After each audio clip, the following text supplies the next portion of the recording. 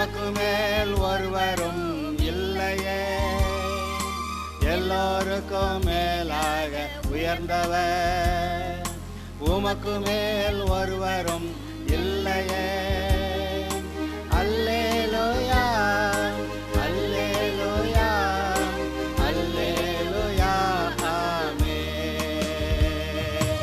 அல்லேலூயா, அல்லேலூயா, அல்லேலூயா, ஆமென்.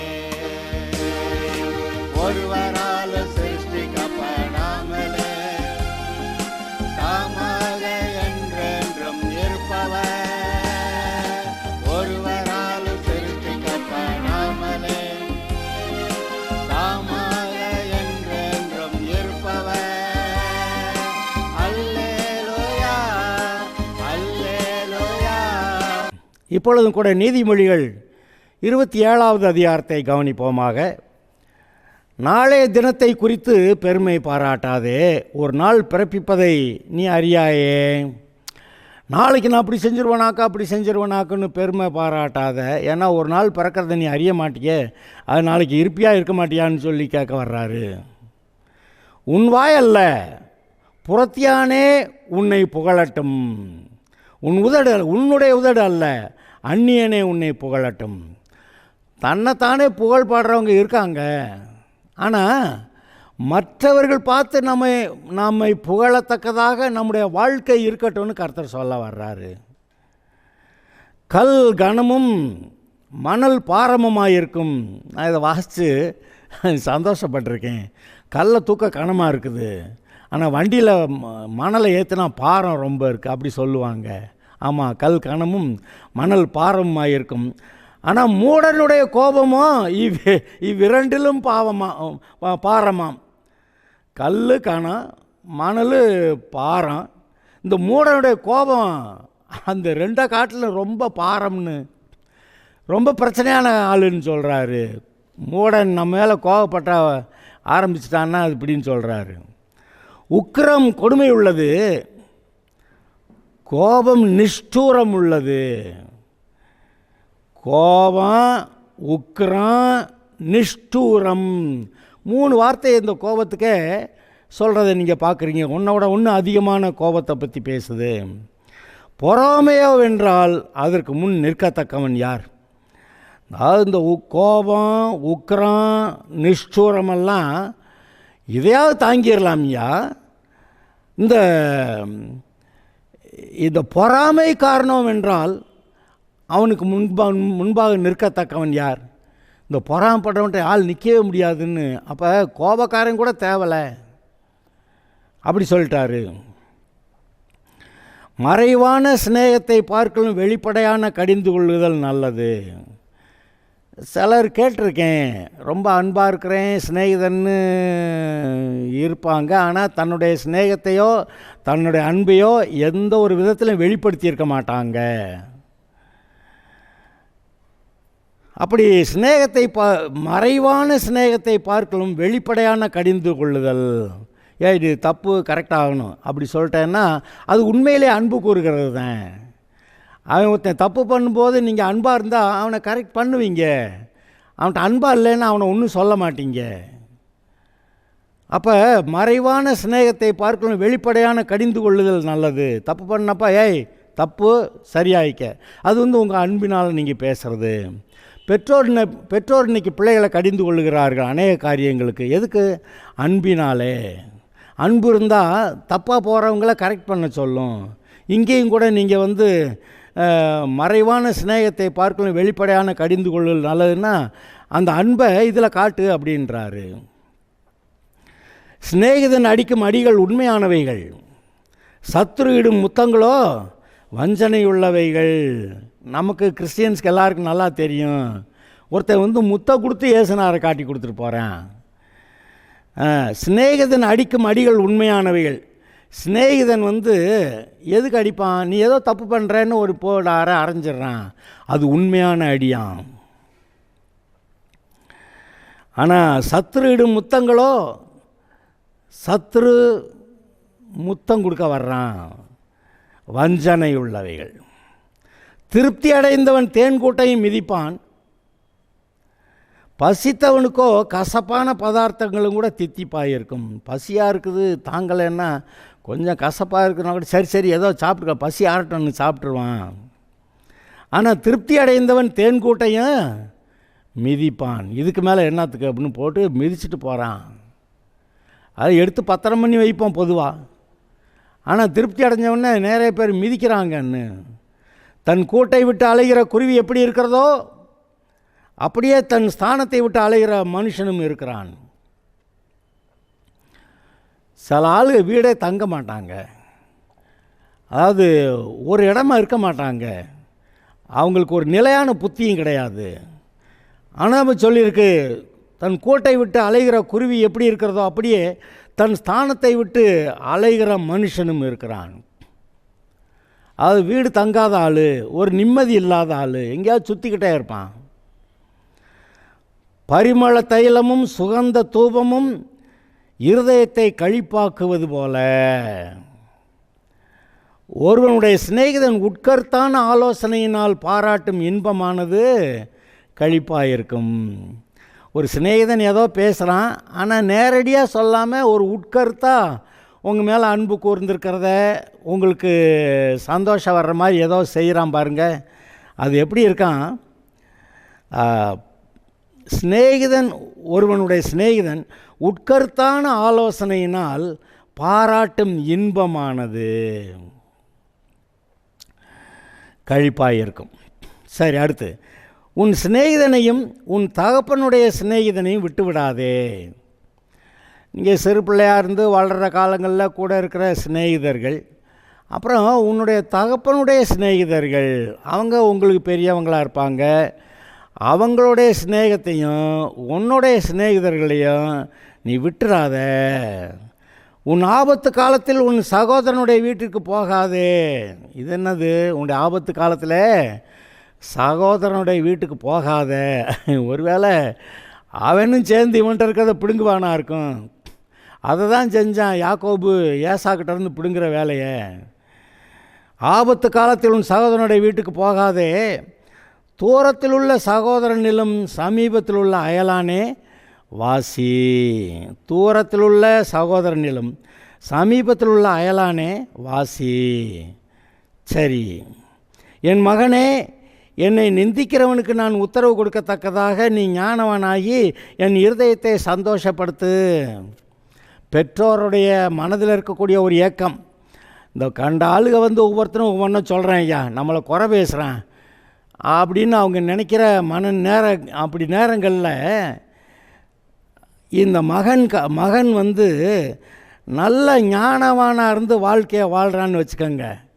அப்போ இந்த மற்ற மனுஷர் என்ன பேசினாலும் சரி, என்னுடைய மகன் நல்லா ஞானவானாக நல்லா வாழ்கிறான் அப்படின்னு நினைக்கும்போது அவருடைய இருதயத்துக்கு மிகவும் சந்தோஷமாக இருக்கிறது. விவேகி ஆபத்தை கண்டு மறைந்து கொள்ளுகிறான், பேதைகளும் நெடுக போய் தண்டிக்கப்படுகிறார்கள்.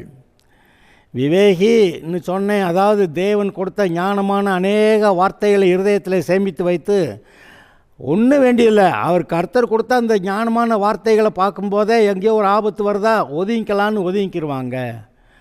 ஆனால் பேதைகள் நெடுக போய் தண்டிக்கப்படுகிறார்கள் என்று வாசிக்கிறோம். 13வது வசனம், அந்நியனுக்காக பிணைப்படுகிறவனுடைய வஸ்திரத்தையும் எடுத்துக்கொள், அந்நிய ஸ்திரீக்காக ஈடு வாங்கிக்கொள். அதாவது அந்நியனுக்கு இப்போ அவனுக்கு கொடுக்க பலன் இல்லை, அவனுக்கு ஏதோ போய் உங்ககிட்ட கடை வாங்கி அங்கே கொடுக்கணுங்கிறேன். அதை என்ன சொல்கிறாரு? அந்நியனுக்காக பிணைப்படுகிறவனுடைய வஸ்திரத்தை எடுத்துக்கொள், ஈடு வாங்கிக்க. இவன் யாருக்கு? அந்நியனுக்கு கொடுக்குறேன், சொந்த பந்தத்துக்கு இல்லை, அந்நியனுக்கு கொடுக்குறேன்.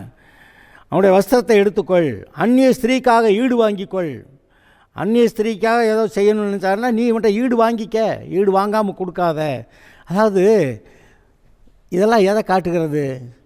மக்கள் இந்த பண விஷயத்தில் ரொம்ப ஒரு சிலரை தவிர பொதுவாக மக்கள் நம்பிக்கைக்கு உரியவர்கள் அல்ல. கடை வாங்குறப்ப சாமி அப்படியான்னு சொல்லிட்டு கடனை வாங்கிட்டு போவேன். அதுக்கப்புறம் அங்கிட்டு போயிட்டு அவன் கிடக்கிறான், அவன் தான் சொல்லுவேன், நம்ம முடிஞ்சா கொடுப்போம், இல்லாட்டி கொடுக்காம விட்டுடலாம், வட்டியாவது ஒன்றும் கொடுக்க வேண்டியதில்லை அப்படி சொல்லிட்டுலாம் போவாங்க. இந்த மனுஷருடைய பணம் பணமும் ஆளுகையும் அது ரொம்பவும் பொல்லாததாக இருக்கிறது. ராஜாக்களோட வீட்டில் எப்போ யாரை கொண்டுட்டு அடுத்து ராஜாவாகலாங்கிற அது நினப்பு இருக்கும் பார்த்தீங்களா? ஓகே, ஒருவன் அதிகாலையில் எழுந்து உரத்த சத்தத்தோடு தன் சிநேகிதனுக்கு சொல்லும் ஆசீர்வாதம் சாபமாய் எண்ணப்படும். இப்போ விடிஞ்சு விடியலை, பக்கத்தில் இருக்கிற சிநேகிதன் நீங்கள் தூங்கி முழிக்காமல் இருக்கிறப்ப ரொம்ப சத்தமாக ஆசீர்வாதம் சொல்கிறேன்னு வைங்க, ஏன்டா காலையில் இந்த மாதிரி கத்திட்டு கிடக்கிறேன் அப்படின்னு சொல்லி அவன் சொல்கிற ஆசீர்வாதம் கூட சாபமாக எண்ணப்படும் என்று எழுதியிருக்கிறது. அது ஒவ்வொரு காரியத்துக்கு ஒரு நேரம் இருக்குது, ஏற்ற காலம்னு ஒன்று இருக்குது. அப்போ அதன் காலத்தில் நேர்த்தியாக தேவன் செய்தார்னு போட்டிருக்கே, நம்ம என்ன செய்யலாம்? எல்லாவற்றுக்கும் ஒரு காலம் உண்டு. விடிஞ்சு விடியாமல் பக்கத்தில் இருக்கிறவனுக்கு வாழ்த்துகள் சொல்கிறேன்னு சத்தமாக 4 வீட்டு கேட்குற மாதிரி நல்லதல்ல. சரி, அடைமழை நாளில் ஓயாத ஒழுக்கும் சண்டைக்காரியான ஸ்திரீயும் சரி. இது இந்த ஒழுகிற வீட்டில் இருக்கவங்களுக்கு தான் இந்த அனுபவம் இருக்கும். மழை வந்துச்சுன்னா இந்த பாத்திரத்தை அங்கன வை, அந்த பாத்திரத்தை அங்கன வை, அப்போ தான் இதெல்லாம் இந்த ஒளி வீடு பூரா ஈரமாகாமல் இருக்குன்னு சொல்லிட்டு அது அடைமழை காலத்தில் எப்படி இருக்கும்? ஒழுகிக்கிட்டே இருக்கும், விடாத ஒழுக்கு. அது என்ன சொல்ல வர்றாரு? அடைமழை நாளில் ஓயாத ஒழுக்கும் சண்டைக்காரியான ஸ்திரீயும் சரி. சண்டைக்காரியான மனுஷன்னு சொல்லலை, சண்டைக்காரியான ஸ்திரீ. வார்த்தையிலே சொல்லியே கொண்டுகிட்டு இருப்பாங்க. அவளை அடக்க பார்க்கிறவன் காற்றை அடக்கி தன் வலதுகையினால் எண்ணெயை பிடிக்க பார்க்கிறவனாக இருக்கிறான். பாருங்க, அவளை அடக்க பார்க்கிறவன் காற்றை அடக்கி தன் வலதுகையினால் எண்ணெயை பிடிக்க பார்க்கிறானா. எண்ணெய் எப்படி கையில் பிடிக்கிறது? அது மாதிரி அவளை அடக்க முடியாது அப்படின்னு சொல்ல வர்றாரு. இரும்பை இரும்பு கருக்கிடும், அப்படியே மனுஷனும் தன் சிநேகிதனுடைய முகத்தை கருக்கிடுகிறான். ஒரு மனுஷன் அடுத்தவனுடைய முகத்தை கருக்கிடுகிறான். அதாவது இவன் பேசுகிற வார்த்தையில் அவன் இருதயம் முகம் சரியாயிக்கும், இல்லை அதை வேறு மாதிரி ஏதோ ஒரு விதத்தில் மாற்றி விடுகிறது. அத்திமரத்தை காக்கிறவன் அதன் கனியை புசிப்பான், தன் எஜமானனை காக்கிறவன் கனமடைவான். அத்திமரத்தை காத்தா சாப்பாடு மட்டும் கிடைக்கும், ஆனால் எஜமானனை அவனுக்கு வர்ற தீங்கிலிருந்து நீங்கள் காப்பாற்றி விட்டீங்கன்னா கனமடைவான். கனமடைஞ்சால் அப்புறம் அதுக்கு பின்னாடி வரக்கூடிய ஆசீர்வாதங்கள்லாம் இருக்குது. சரி, தண்ணீரில் முகத்துக்கு முகம் ஒத்திருக்குமா போல் மனுஷரில் இருதயத்துக்கு இருதயம் ஒத்திருக்கும். போய் தண்ணீரில் முகத்தை பார்த்தா எப்படி அதையும் நம்முடைய முகத்தை காட்டுதோ, அதுபோல் மனுஷரில் இருதயத்துக்கு இருதயம் ஒத்திருக்கும். இவங்க இருதயம் அவங்க இருதயம் எல்லாம் எப்படி இருக்குன்னு சொல்கிறாரு. பாதாளமும் அழிவும் திருப்தியாகிறதில்லை, அதுபோல் மனுஷர்களும் திருப்தியாகிறதில்லை. பாதாளமும் அழிவும், இப்போ எத்தனையோ பேர் செத்து நரகம் போயிட்டாங்க. ஆதாமுடைய காலத்திலேருந்து எவ்வளவோ தலைமுறைகளாக இயேசுநாதர் வரைக்கும், ஆபிரகாம்லேருந்து இயேசுநாதர் வரைக்கும் 42 தலைமுறை போட்டிருக்கு. அப்புறம் ஆதாம்லேருந்து ஆபிரகாமுக்கு அது 20 தலைமுறை போட்டிருக்கு. இப்போ அங்கே 20, இங்கே ஒரு 42 தலைமுறை இயேசுநாதர் வரைக்கும். அதுக்கப்புறம் இப்போ இந்த 2000 வருஷத்துக்கு எத்தனை தலைமுறைன்னு தெரியாது. ஆனால் இங்கே பாருங்க, பாதாளமும் அழிவும் திருப்தி ஆகிறதில்லை. இத்தனை தலைமுறைகளாக மக்கள் மரித்து கொண்டு தான் இருக்கிறாங்க. எவ்வளோ பேர் பாதாளத்துக்கு போகிறாங்க. பாதாளம் பார்த்து போதும் போதும், இதுக்கு மேலே இங்கே இடம் இல்லை, இங்கே ஒருத்தர் வர வேண்டாம் அப்படி எதுவும் சொல்லுதுன்றீங்க? இல்லை, வா, எவ்வளோ பேர் வேணாலும் வா அப்படின்னு சொல்லி நரகம் வாயை திறந்துக்கிட்டு இருக்குது. இந்த ரட்சிக்கப்பட மனம் இல்லாத எல்லாரும் அங்கே தான் போகிறாங்க. ஆச்சரியமாக இல்லையா? கண்ணை திறந்துக்கிட்டு நமக்கு ரொம்ப ஞானின்னு அவங்கவுங்க பேசிக்கிட்டு பாதாளத்துக்கு போய்கிட்டு இருக்கிறாங்க. அதுபோல் மனுஷருடைய கண்களும் திருப்தி ஆகிறதில்லை. பாதாளம் எப்படி திருப்தி ஆகிறது இல்லையோ, அதுபோல் மனுஷருடைய கண்கள் இதை பார்த்தா நல்லாயிருக்கு, அதை பார்த்தா நல்லாயிருக்கு, இதை பார்த்தா வாங்கணும் போல், அதை வாங்கணும் போல், கண்களும் திருப்தி ஆகிறதில்லை. சரி, அப்படின்னா என்ன செய்யணும்? நாம் உள்ளது போதும்னு சொல்லி திருப்தியாக இருக்க பழகணும். ஐஸ்வர்யவானாகும்படி ஆசைப்படாதே. பண ஆசை எல்லா தீமைக்கு வேறாக இருக்கிறது. அதை நாள் தங்களை உருவ குத்தி கொண்டு கிடக்கிறவர்கள் அநேகர், அப்படி எழுதியிருக்கு. அதனால் இந்த கண்ணு பார்க்குறதெல்லாம், ஆசைப்பட்டதெல்லாம் வாங்கணும்னு நினச்சாக்க கடைசிக்கு கதை கந்தலாயிரும். வெள்ளிக்கு குகையும் பொண்ணுக்கு புடமும் சோதனை, இது ரெண்டு சரி நமக்கு விளங்குது, ஏற்கனவே படிச்சிருக்கோம். வெள்ளிக்கு குகையும் பொண்ணுக்கு புடமும் சோதனை, ஆனால் மனுஷருக்கு அவனுக்கு உண்டாகும் புகழ்ச்சியே சோதனை. ஏதாவது திட்டிக்கிட்டே இருக்கிற வரைக்கும் ஆள் ஒழுங்காக இருப்பான்.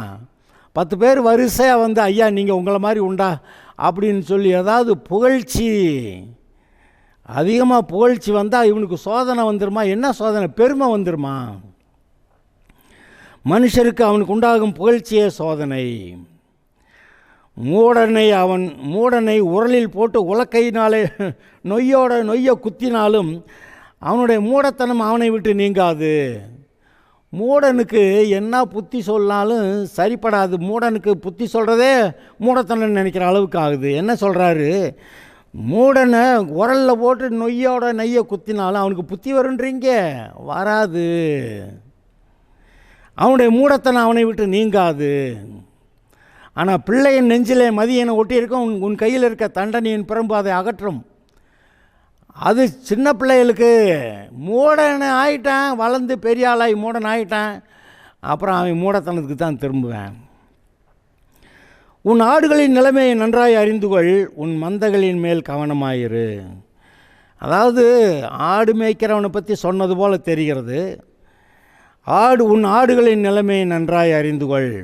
அது என்ன, நல்லா தெம்பாக இருக்குதா, இல்லை பலவீனமாக இருக்கா, அது இன்னும் சாப்பிடாமல் இருக்கா, இல்லை இது தண்ணீர் இல்லாமல் இருக்கா, எது வியாதி இருக்கா, எல்லாம் பார்த்து அதுக்கேற்றாப்பில் நடத்து. உன் ஆடுகளின் நிலைமையை நீ நன்றாய் அறிந்து கொள். உன் மந்தையின் மேல் கவனமாயிரு. ஏதாவது சிங்கம் கரடி வந்து ஆட்டை பிடிச்சிட்டு போகாதபடிக்கு கவனமாயிரு. இதை எதுக்கு சொல்கிறாரு? வீட்டில் இருக்க மற்றவங்க எல்லோரும் நல்லா இருக்காங்களா, பத்திரமா இருக்காங்களான்னு பாரு. பொதுவாக குடும்ப தலைவன் வீட்டில் எல்லாம் எப்படி, பிள்ளைங்க எப்படியெல்லாம் இருக்கிறாங்க, மனைவி தேவைகள் எல்லாம் எப்படி சந்திக்கப்பட்டிருக்கா அப்படின்னு சொல்லி கவனமாக இருக்க சொல்கிறாரு. எனக்கு ஒரு வருத்தம் இருக்குது. இந்த வாலிப பிள்ளைகளை கண்ணும் கருத்துமாக வளர்க்குறத விட்டுட்டு திடீர்னு வந்து சொல்லுவாங்க, இந்த பொண்ணு இந்த பையனோட ஓடி போச்சுங்கன்னு. அப்போனா இவங்களுக்கு என்ன கவனம் இருந்திருக்கு? நான் வருத்தப்படுவேன் நான். ஆனால் என்ன செய்கிறது? இங்கே சொல்கிறாரு, உன் ஆடுகளின் நிலைமையை நன்றாய் அறிந்து கொள். உங்கள் பிள்ளையோடைய நிலைமையை நல்லா தெரிஞ்சுக்கங்க. என்ன செய்கிறாங்க, யார்கிட்ட பேசுகிறாங்க, என்ன நடக்குது பார்த்து வைங்க. மந்தையின் மேல் கவனமாயிரு. இந்த போதனைகள்லாம் நமக்கு அடிக்கடி ஞாபகப்படுத்திக்கிறது நல்லது. செல்வம் என்றைக்கும் நிலையாது. கிரீடம் தலைமுறை தோறும் நிலை நிற்குமோ? செல்வம் என்றைக்கும் நிலையாது. கிரீடம் தலைமுறை தோறும் நிலை நிற்குமோ? நம்ம வரலாற்று காரியத்தை வாசிங்க. சேர சோழ பாண்டியர்கள் கதையெல்லாம் ஒரு சில தலைமுறைக்கு அந்தந்த டைனாஸ்டி அவங்கவுங்க பிள்ளைய வந்து தேசத்தை ஆளுவாங்க. ஆனால் கொஞ்ச நாளில் பார்த்தா இவங்களுக்குள்ளே சண்டை. பாண்டிய நாட்டு மன்னன் சோழ நாட்டை ஜெயிச்சான்னு, சோழ நாட்டு மன்னன் சேர நாட்டை ஜெயிச்சான்னு. அப்போ அவங்க ராஜ்யங்கள் அந்த கிரீடமெல்லாம் போயிடுது. பார்த்திங்களா? ஒரு சில தலைமுறைக்கே இந்த கிரீடங்கள் இருக்கலாம், ஆனால் எப்போவுமே நிச்சயமாக நிலைத்திருக்குமா அப்படின்னு சொல்லி கேட்குறாரு. செல்வம் என்றைக்கும் நிலையாது. கிரீடம் தலைமுறை தோறும் நிற்குமோ, நிலை நிற்குமோ? பைபிளில் ஆனால் ஒரு எடுத்துக்காட்டு இருக்குது. கர்த்தர் தாவீதுக்கு சொன்னார். தாவீது என்ன சொன்னான்? கர்த்தாவே, நான் உமக்கு ஒரு ஆலயத்தை கட்டுவேன் அப்படின்னு சொன்னான். ஆனால் இவன் ரொம்ப யுத்தங்கள் செஞ்சு ரொம்ப ரத்தம் சிந்தின ஆள். அதனால் கர்த்தர் சொல்லிட்டாரு, நீ எனக்கு ஆலயத்தை கட்ட வேண்டாம், நீ ரொம்ப ரத்தம் சிந்திட்ட, உன்னுடைய குமாரனாகிய சாலமோன் அதை கட்டட்டும்னு சொல்லிட்டாரு. இங்கே நீங்கள் கதை கேளுங்க. கிரீடம் தலைமுறை தோறும் நிற்குமோ, அதுக்கு சொல்ல வர்றேன். இந்த தாவீதுகிட்ட என்ன சொல்லிட்டாரு, இவன் வந்து கர்த்தருக்கு ஆலயம் கட்டணும்னானா, ஆனால் அவர் சொன்னார் நான் உன் வீட்டை கட்டுவேன். தாவீதுக்கு நான் வீடு கட்டுவேன்றார். வீடுனா கட்டடத்தை இல்லை, அவனுடைய குடும்பத்தை நான் ஆசீர்வதிப்பேன் அப்படின்னு சொன்னார். அதனால தான் தாவீதுக்கிட்ட அந்த அந்த உடன்படிக்கை, அதனால தான் தாவீதின் குமாரனா இயேசு வருவார்னு சொன்னாங்க. அப்போ தாவீதின் குமாரனா சிங்காசனத்தில் உட்கார்றதுக்கு ஆள் இல்லாமல் போகிறதில்ல, அது நித்திய காலத்துக்கு. நித்திய காலம்னா இயேசுனார் தான் வந்தாகணும், வேறு வழி இல்லை. அப்போ தாவீதோட வம்சத்தில் இயேசு வர்றாருன்னு, இந்த தாவீதோட வம்சத்தில் ஒவ்வொரு தலைமுறை தோறும் அங்கே சிங்காசனத்தில் உட்கார்றதுக்கு ஆள் இல்லாமல் போகிறதில்ல அப்படி சொன்னார். அப்படின்னா உன் மகங்க வரிசையாக சிங்காசனத்தில் உட்கார்ந்துருப்பாங்கப்பா, அப்படி ஒரு ஆசீர்வாதத்தை சொல்லிட்டாரு கர்த்தர் தாவீதுக்கு. இதை பார்த்து நான் ஆச்சரியப்பட்டிருக்கேன். இப்போ ஒரு ராஜா செத்து போயிட்டான், அடுத்த ராஜா எத்தனை வருஷம், அடுத்த அவன் மகன் எத்தனை வயசுன்னு கேட்டால் 7 வயசாக இருக்கும். 7 வயசுக்காரனு கூட ராஜா வைக்கிடுவாங்க. அந்த நீங்கள் ராஜாக்கள் புஸ்தகத்தை வாசிங்க, அதில் தாவீதோடைய வம்ச வழியில் வர்ற ஒவ்வொருத்தனும் எருசலேமில் ராஜாவாக இருந்திருக்கான். இது கர்த்தரால் உண்டான ஒரு விஷயம், இல்லாட்டி இப்படி நடக்கவே நடக்காது. இது இப்படி இருக்க, அந்த 10 கோத்திரத்தில் ராஜாவாக இருந்தாங்கல்ல, அவங்கள பார்த்திங்கன்னா ஒரு தலைமுறை 2 தலைமுறை, ரொம்ப போனால் 3-4 தலைமுறை இருக்கும், அவ்வளவுதான். அவன் செத்தான், அப்புறமேலு வேற ஒருத்தன் சம்பந்தம் இல்லாத ஒருத்தன் வந்து அங்கே ராஜாவாகிட்டு இருப்பேன். இன்றைக்கு அநேக நாடுகளில் பிரசிடெண்ட்டு, பிரைம் மினிஸ்டர்லாம் மாறிக்கிட்டு இருக்காங்களே, அதுபோல் அங்கேயே மாறிக்கிட்டு தான் இருந்துச்சு. ஆனால் தாவீதுக்கு மட்டும் உன்னுடைய சிங்காசனத்தில் உட்கார்றதுக்கு உனக்கு குமாரர்கள் இல்லாமல் போகிறதில்லைன்னு சொன்னவர் நித்திய காலமாக. அப்படி பார்த்திங்கன்னா எருசலேமில் மட்டும் இவன் தாவீதின் குமாரன், அப்புறம் அவன் குமாரன், அப்புறம் அவன் குமாரன், அவன் குமாரன், அப்படி ராஜாவாக இருந்தாங்கன்னு வாசிக்கிறோம். அது மட்டுமல்ல, கடைசியாக இயேசுநாதரே வந்து அந்த தாவீதின் சிங்காசனத்தில் உட்கார்ந்துருப்பார் அப்படின்னு எழுதியிருக்கு பைபிளில். இதெல்லாம் ரொம்ப விசேஷமான விஷயம் இல்லையா? சரி, நம்ம யோசிக்கிறோம், அப்படி தாவீதுக்கிட்ட என்னத்தை தாங்க கண்டார் இவர்? என்னத்தை கண்டார்? அவன் வந்து கர்த்தருக்கு ஆலயம் கட்டணும்னு சொன்னான். நான் கர்த்தருக்கு ஒரு ஆலயத்தை கட்ட வரைக்கும் நான் என் கட்டில் மேலே ஏறி படுக்கிறதில்லைன்னு சொன்னான். அப்படி ஆலயத்தை கட்டுறேங்கிறப்ப தீர்க்கதரிசி சொல்கிறான், உம்முடைய மனசில் இருக்கிறபடியெல்லாம் செய்யும் அப்படின்ட்டு போகிறேன். ஆனால் கர்த்தர் அங்கே கூப்பிட்டு இவனுக்கு ஆலயம் கட்ட வேண்டான்னு சொல்கிறாரு. ஆனால் இவன் இந்த தேவனுக்கு ஏதோ பிரியமாக இருந்திருக்கான் பாருங்க. என் இருதயத்துக்கு ஏற்றவனை கண்டுபிடித்தேன் அப்படின்னு தாவீதை பற்றி சொல்கிறாரு. என்னன்னு கேட்டால், இவன் ஆடு மேய்க்கிறவனாக இருந்தபோது ஆடுகளெல்லாம் ஒழுங்காக மேய்ச்சான். ஒரு விஷயம் ஒரு சிங்கமும் ஒரு கரடியும் வந்து அதை பிடிச்சிட்டு போனப்போ அந்த சிங்கத்தையும் கரடியை விரட்டிட்டு போய் அந்த ஆடுகளை அதோடைய வாயிலிருந்து காப்பாற்றினான்னு வாசிக்கிறோம். அப்புறம் இஸ்ரவேலர்லாம் பயந்து ஓடின போது கோலியாத்துக்கிட்ட யுத்தம் பண்ண போகிறேன்னு சொல்லி கோலியாத்தை வெட்டி, அவன் ஒரு ராட்சசன், அவன் தலையை தூக்கிட்டு வந்தான். அது ஒரு காரியம், நல்ல காரியம். அதுக்கப்புறம் இந்த சவுல் ராஜாவுக்கும் தாவீதுக்கும் இடையில் வந்த எல்லா பிரச்சனையான காலகட்டங்களில் அந்த சவுல் ராஜா வந்து கர்த்தராலே அபிஷேகம் பண்ணப்பட்டவன்கிறது தெரிஞ்சதுனால 2 தடவை சவுலை கொல்றதுக்கு வாய்ப்பு வந்தும் கூட நான் கொல்ல மாட்டேன், கர்த்தரால் அபிஷேகம் பண்ணப்பட்டவன் மேலே கை வச்சா அதனால் அப்புறம் குற்றம் இல்லாமல் போகிறவன் இல்லைன்னு சொல்லி, அதாவது இந்த விஷயத்தில் கர்த்தருடைய சித்தம் என்னமோ அதை செய்கிறான். ஆச்சரியம் இல்லையா? கடைசியில் சவுல் வேற ஒரு யுத்தத்தில் செத்து போயிடுறான், தாவீது அங்கே ராஜாவாகிக்கிட்டு இருக்கிறான். அப்போ சமஸ்த இஸ்ரவேலுக்கு அவன் ராஜாவாகிறான். அதுக்கப்புறம் பார்த்தீங்கன்னாக்கா அங்கே அநேக யுத்தங்கள் வருது. அந்த யுத்தங்களில் கர்த்தர் அவனுக்கு ஜெயம் கொடுக்குறாரு. ஒரு பெரிய தேசத்தை கர்த்தருடைய ஆலோசனையின்படி அவன் நடத்தினான், ஆண்டு கொண்டான்னு பார்க்குறான். இந்த தாவீதை பற்றி பின்னாடி சில ராஜாக்களை பற்றி ரெஃபரன்ஸ் வரும் பாருங்க. இவன் தன்னுடைய தகப்பனாகிய தாவீதை போல் அவனுடைய இருதயம் அவன்கிட்ட உத்தமமாக இல்லை அப்படி சொல்லி வரும். அப்புறம் இன்னொரு ராஜாவை பற்றி சொல்கிறப்ப இந்த ராஜாவுடைய இருதயம் தன்னுடைய தகப்பனாகிய தாவீதோட இருதயத்தை போல் இருந்தது அப்படின்னு எழுதியிருக்கோம். அப்படின்னா இந்த தாவீதை ஒரு மையமாக வச்சு, தாவீதை ரெஃபரன்ஸ் பாயிண்ட்டாக வச்சு, தாவீதை மாதிரி இவன் இருந்தேன், தாவீதை மாதிரி இவன் இல்லை அப்படின்னா, அப்போ தாவீது எப்படி விசேஷம்னு கேட்டால், தேவனுடைய இருதயத்துக்கு ஏற்றவன். அப்படி எப்படி அவ்வளோ பிரியமாக நடந்திருக்கிறான். இந்த யோசேப்பு பாருங்கள், அந்த போத்திபார் வீட்டில் என்ன தான் எப்படி நடந்தானோ அவனுக்கு பிரியமானதெல்லாம் செஞ்சு கடைசியில் போத்திபார் இவனே வீட்டெல்லாம் கவனிச்சுக்கிறதுக்கு போட்டான். பார்த்தீங்களா? அதாவது இன்றைக்கு மனுஷருடைய இருதயத்தை பிரியப்படுத்துறது வேறு, தேவனுடைய இருதயத்தை பிரியப்படுத்துறது அது மிகுந்த ஆசீர்வாதமானது. ஆக இந்த தாவீதோடைய ஒரு பாவம் பண்ணி தொலைச்சிட்டான், கடைசிக்கு இந்த பாவத்தை பண்ணிவிட்டானே அப்படி நம்ம நினைப்போம்.